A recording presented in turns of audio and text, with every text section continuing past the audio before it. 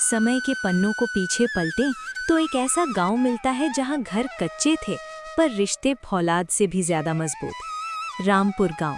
यहाँ की सुबह अलार्म से नहीं बल्कि बैलों के गले में बंधी घंटियों की रुनझुन और पंछियों के चहचहाने से होती थी।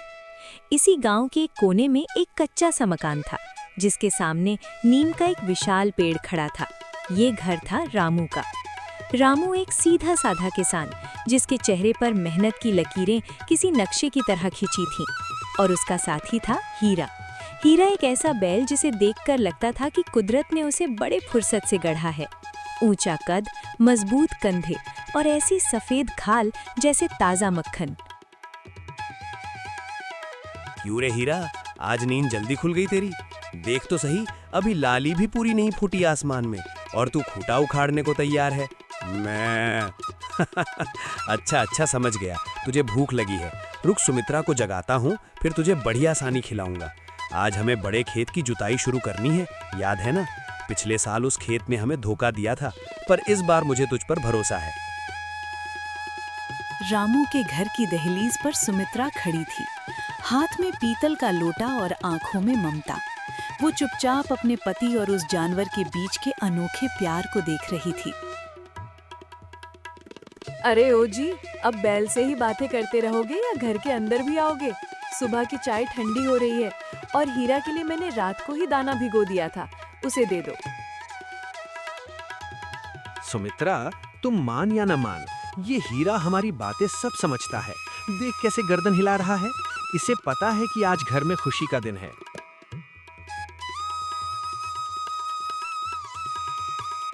खेतों में काम शुरू हुआ। जुताई का दृश्य किसी उत्सव से कम नहीं था। रामू हल पकड़े हुए था और हीरा अपनी पूरी ताकत से मिट्टी को चीर रहा था। पसीना रामू के माथे से भी टपक रहा था और हीरा के बदन से भी, लेकिन दोनों के बीच एक अनकही जुगलबंदी थी। शाबाश हीरा, बस थोड़ा और। देख मिट्टी कैसी पलटी खा रही है। इस बार गेहूं की बाली ऐसी आएगी कि पूरा रामपुर देखता रह जाएगा। फिर मैं तेरे लिए शहर के मेले से वो पीतल वाली घंटी लाऊंगा जो तूने पिछले साल पसंद की थी। शाम ढली, सूरज पहाड़ों के पीछे छिपने लगा। रामू और हीरा वापस घर लौटे। रामू ने खुद नहाने से पहले हीरा को नदी पर ले जाकर बड़ी शिद्दत से नहलाया। वो उसे मल मल कर धोता जैसे किसी छोटे बच्चे को नहला रहा हो। देख हीरा, ये पानी ठंडा है ना, सारी थकान मिट जाएगी तेरी। लोग कहते हैं तू जानवर है, पर मेरे लिए तो तू इस घर का खंबा है। अगर तू ना हो तो ये हल कौन खींचेगा? ये घर कैसे चलेगा? लेकिन नियति के पास कुछ और ही योजना थी। उसी रात सुमित्रा को अचानक तेज बुखार आया। वो रात रामपुर के लिए काली साबित होने वाली थी। गांव के हकीम को बुलाया गया।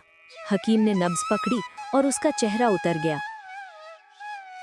रामू, ये सामान्य बुखार नहीं है। सुमित्रा के फेफड़ों में जहर फैल रहा है। इसे तुरंत शहर के अस्पताल ले जाना होगा। और याद रखना, शहर का इलाज बहुत महंगा है। कम से कम 30-40 हजार रुपए हाथ में रखना, वरना डॉक्टर हाथ भी नहीं लगाएगा। 30,000? हकीम जी, मेरे पास तो जमा पूंजी के नाम पर कुछ 100 रुपए ही बचे हैं। फसल तो अभी बोई है, कटने में महीने लगेंगे। मैं इतने पैसे कहां से लाऊंगा? रामू का सर चकराने लगा। वो घर के बाहर नीम के पेड़ के नीचे बैठ गया। सन्नाटा इतना गहरा था कि उसे हीरा के जुगाली करने की आवाज सुनाई दे रही थी। हीरा भी अपनी जगह पर बेचैन था। वो बार बार अपनी रस्सी खींच रहा था, जैसे उसे पता चल गया हो कि घर के अंदर कोई तूफान आने वाला है। क्या करूं? सुमित्रा की सांसें उखड़ रही हैं। अगर कल सुबह तक पैसों का इंतजाम नहीं हुआ तो सब खत्म हो जाएगा। हे भगवान, कोई तो रास्ता दिखा। तभी गांव के साहूकार लाला धनीराम की हवेली की याद रामू को आई। लाला धनीराम, जिसकी तिजोरी हमेशा भरी रहती थी, पर जिसका दिल पत्थर से भी सख्त था। रामू जानता था कि लाला के पास जाना मतलब खुद को मौत के कुएं में ढकेलना है, पर उसके पास कोई और चारा नहीं था। रात का पिछला पहर था। आसमान में चांद बादलों के पीछे छिपा था, मानो वो भी रामू की बेबसी नहीं देखना चाहता था। रामू के कदम लाला धनीराम की हवेली की ओर बढ़ रहे थे। हर कदम भारी था, जैसे पैरों में मन भर का लोहा बंधा हो। हवेली के ऊंचे दरवाजे पर पहुंचकर रामू ने कांपते हाथों से कुंडी खटखटाई। कौन है इस वक्त? चैन से सोने भी नहीं देते तुम लोग।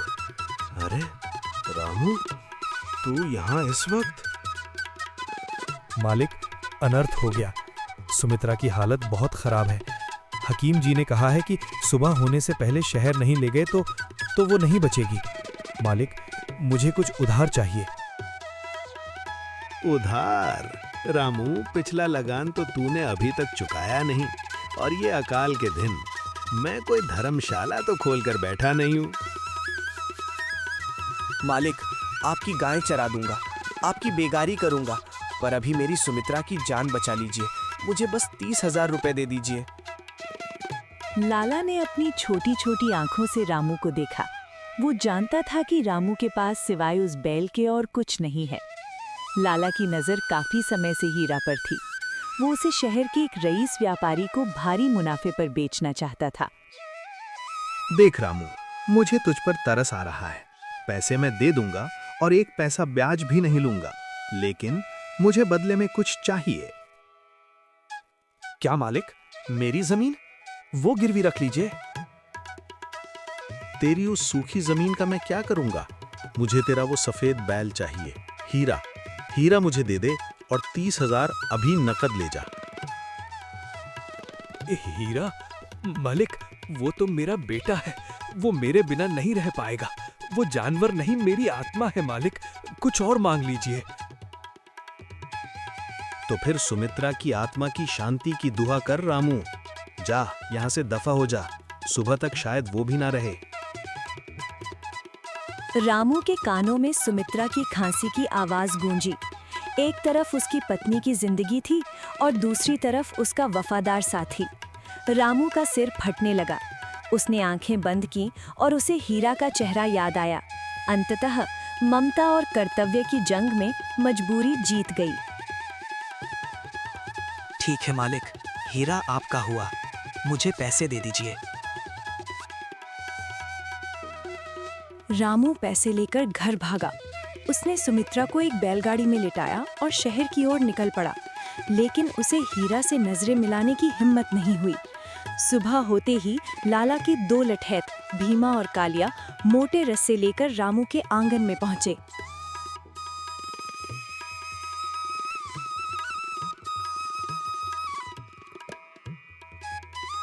चल रे सफेद हाथी, अब से तेरा ठिकाना लाला की हवेली है। बहुत ऐश कर ली तूने इस गरीब के यहाँ। हीरा चुपचाप खड़ा था। उसने जैसे ही उन अजनबियों को देखा और रामू को वहां नहीं पाया, वो समझ गया कि कुछ गलत है। उसने अपने खुरों से मिट्टी खोदनी शुरू की और जोर से रंभाया। अरे, ये तो बहुत ताकतवर है। भीमा, मोटा वाला रस्सा डाल इसके गले में। लाठी निकाल, ऐसे नहीं मानेगा ये। हीरा को बेरहमी से पीटा गया। उसके सफेद बदन पर लाल लकीरें उभर आईं। उसे घसीटते हुए हवेली ले जाया गया। वो बार बार पीछे मुड़कर अपनी छोटी सी झोपड़ी को देख रहा था। उसे उम्मीद थी कि रामू बाहर आएगा, उसे सीने से लगाएगा और कहेगा, भाग जाओ यहाँ से, ये लोग तुम्हें नहीं ले जा सकते। पर रामू वहाँ नहीं था। वो शहर के अस्पताल की ठंडी सीढ़ियों पर बैठा अपने आंसू पोंछ रहा था। नरेटर। हीरा को लाला की हवेली के पिछले हिस्से में एक लोहे के खंबे से भारी जंजीरों में बांध दिया गया। लाला ने उसके सामने बेहतरीन सूखा चारा, गुड़ और चोकर रखा, पर हीरा ने मुंह तक नहीं फेरा। उसकी आंखों से मोटे मोटे आंसू गिरकर धूल में मिल रहे थे। वो ना कुछ खा रहा था, ना पी रहा था। वो बस उस रास्ते की ओर ताक रहा था जहां से रामू उसे रोज चराने ले जाता था। खाएगा खाएगा, 2 दिन भूख लगेगी तो ये नखरे सब निकल जाएंगे। भीमा, इसे पानी भी मत देना जब तक ये चारा न खाए। इसकी अकड़ तोड़नी होगी।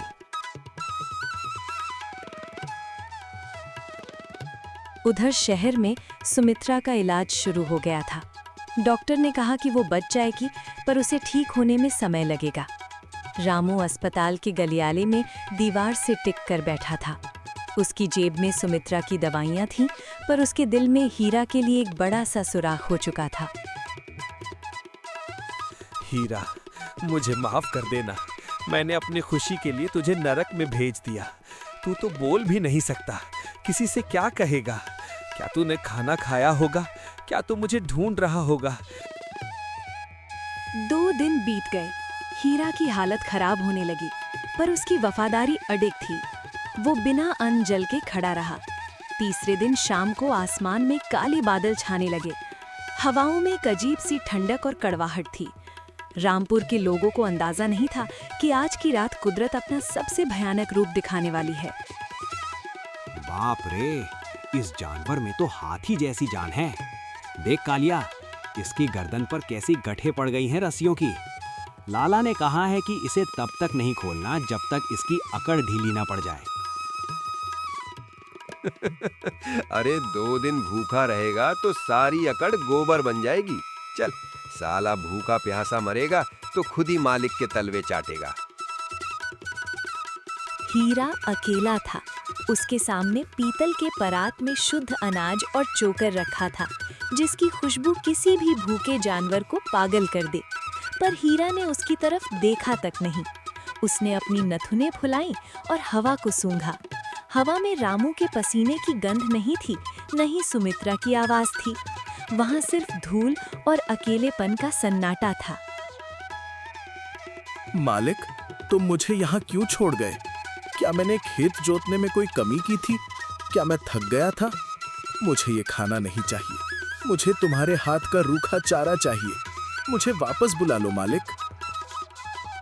2 दिन बीत गए। लाला रोज सुबह आकर देखता और हीरा को वैसी ही स्थिति में खड़ा पाता। हीरा की आंखें अब लाल हो चुकी थीं और उसका शरीर सूखने लगा था, लेकिन उसका विद्रोह शांत नहीं हुआ। भीमा, ये बैल तो पत्थर का हो दिया है। 3 दिन से इसने तिनका तक नहीं तोड़ा। क्या ये मरने की जिद पर अड़ा है? अगर ये मर गया तो मेरे 30,000 डूब जाएंगे। मालिक, मैंने डंडे से भी डराया, पर यह हिलता तक नहीं, बस खूंटे को देखता रहता है। लगता है इसे रामू की याद खाए जा रही है। याद? जानवरों को याद नहीं आती, उन्हें सिर्फ डंडा समझ आता है। इसे पानी भी मत देना जब तक ये रैंभाकर खाना न मांगे। इसे तड़पने दो। उसी रात प्रकृति ने अपना रंग बदलना शुरू किया। दोपहर तक जो धूप तप रही थी, अचानक ठंडी हवाओं में तब्दील हो गई। रामपुर के आसमान पर ऐसे काले बादल उमड़े जैसे यमराज का कोई विशाल छत्र हो। शहर के अस्पताल में रामू एक बेंच पर बैठा था। सुमित्रा को होश आ गया था, पर वो बहुत कमजोर थी। रामू की जेब में अब सिर्फ कुछ चिल्लर बचे थे। उसे अस्पताल की गंध से नफरत हो रही थी। उसे रह रहकर हीरा की वो आखिरी आवाज सुनाई दे रही थी जो उसने हवेली जाते समय निकाली थी। रामू, तुम सोए नहीं? 3 रातें हो गई हैं। तुम्हारी आंखें इतनी सूजी हुई क्यों हैं? नहीं सुमित्रा, वो बस नींद नहीं आ रही। तू ठीक है ना? डॉक्टर ने कहा है कल तुझे छुट्टी मिल जाएगी। रामू, मुझे हीरा की चिंता हो रही है। कल रात मैंने सपने में देखा कि वो कीचड़ में फंसा है और मुझे पुकार रहा है। तुम जाओ ना गांव, उसे देख आओ। कैसे देखूं उसे सुमित्रा? मैंने उसे बेच दिया है। तेरी जान बचाने के लिए मैंने अपने बेटे का सौदा कर लिया। मैं उसे मुंह दिखाने लायक नहीं बचा। गांव में बारिश ने तांडव शुरू कर दिया था। रामपुर की छोटी नदी जो कभी जीवन देती थी, अब काल बनकर उभर रही थी। हवेली की कच्ची दीवारें पानी के थपेड़ों से हिलने लगी। हीरा जंजीरों में जकड़ा हुआ था। तभी उसे हवा में एक खतरे की गंध आई। उसने महसूस किया कि पानी का स्तर बढ़ रहा है और उसके मालिक का घर, जो नदी के किनारे था, सबसे पहले डूबने वाला है। हीरा ने जंजीरों को झटकना शुरू किया। वो अब कमजोर नहीं था। उसके अंदर वफादारी की एक ऐसी ज्वाला जली कि उसकी मांसपेशियां पत्थर की तरह सख्त हो गईं। उसने अपने पैर कीचड़ में गाड़ दिए और पूरी ताकत से पीछे की ओर झटका दिया। मालिक खतरे में है। मुझे जाना होगा। ये जंजीरें मेरी वफादारी को नहीं बांध सकती।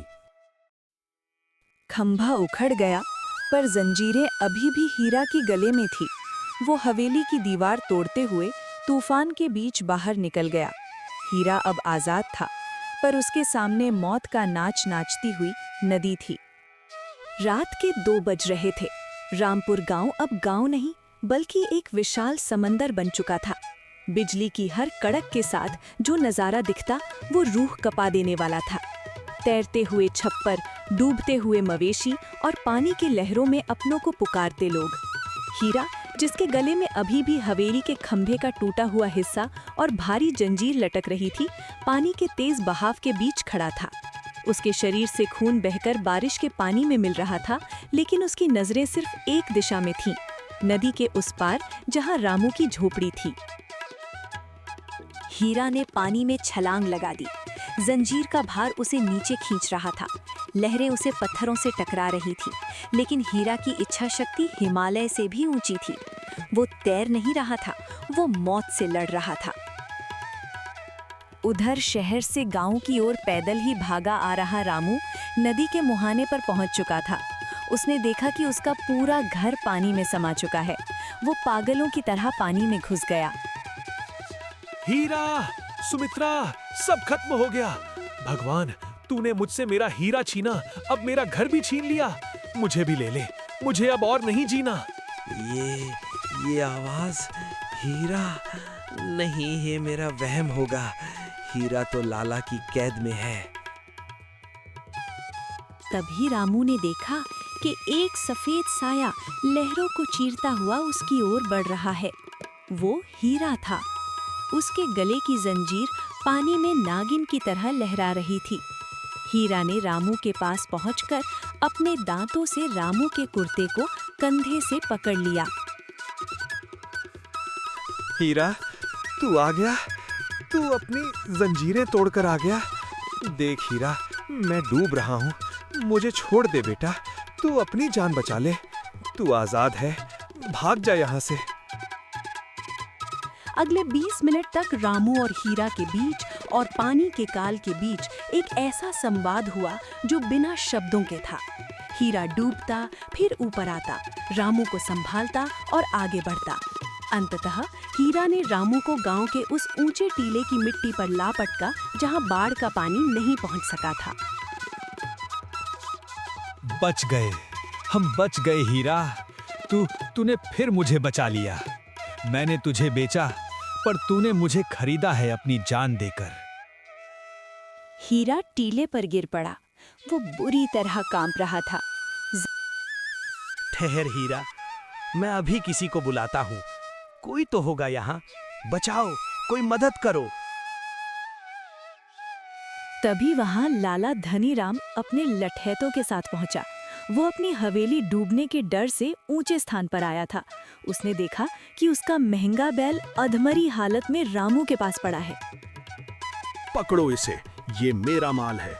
रामू, तूने इसे चुराया है। देख, इसने मेरा खंबा तोड़ दिया, मेरी हवेली की दीवार गिरा दी। इसका हर्जाना कौन देगा? हर्जाना? लाला, हर्जाना तू देगा। तूने इसे भूखा रखा, तूने इसे जंजीरों में जकड़ा। देख इसके गले का ये जख्म नहीं, तेरी इंसानियत का जनाजा है। हाँ लाला, हमने देखा है। ये बैल तैरकर रामू को बचा कर लाया है। अगर आज तूने इसे हाथ लगाया तो पूरा गांव तुझे इसी नदी में फेंक देगा। लाला गांव वालों का गुस्सा देखकर सहम गया। उसने पहली बार देखा कि वफादारी की ताकत दौलत से कहीं बड़ी होती है। वो चुपचाप पीछे हट गया। बारिश अब धीमी पड़ चुकी थी। सुबह की पहली किरण बादलों को चीर कर निकली। हीरा ने अपनी आंखें खोली और रामू के चेहरे को देखा। उसकी आंखों में अब कोई शिकायत नहीं थी, बस एक सुकून था। अब हम कभी अलग नहीं होंगे हीरा। सुमित्रा ठीक हो गई है। वो घर आएगी तो तुझे अपने हाथों से गुड़ खिलाएगी। बस तू हिम्मत मत हारना।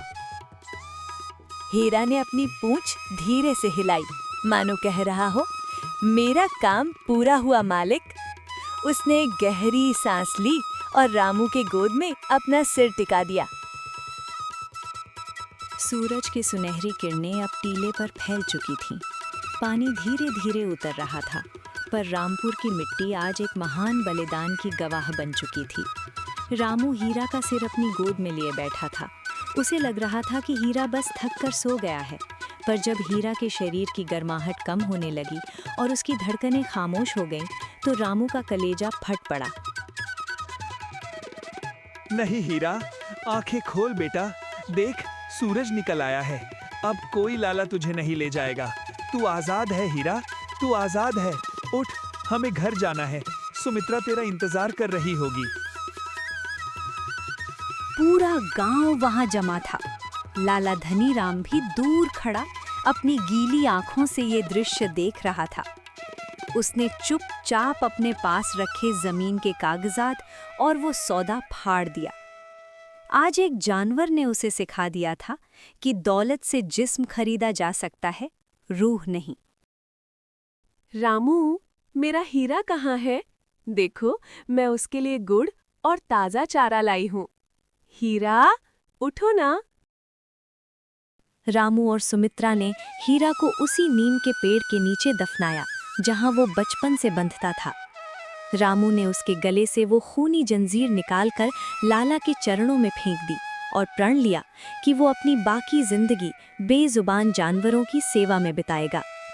आज भी रामपुर गांव में वो नीम का पेड़ खड़ा है। लोग कहते हैं कि वो पेड़ सबसे ज्यादा फल देता है, क्योंकि उसकी जड़ों में हीरा जैसा पवित्र दिल सो रहा है। वफादारी कभी मरती नहीं, वो एक कहानी बनकर दिलों में जिंदा रहती है। हीरा चला गया, पर वो रामू के आंगन में एक ऐसी याद छोड़ गया जिसकी चमक वक्त की कोई धूल धुंधली नहीं कर सकती।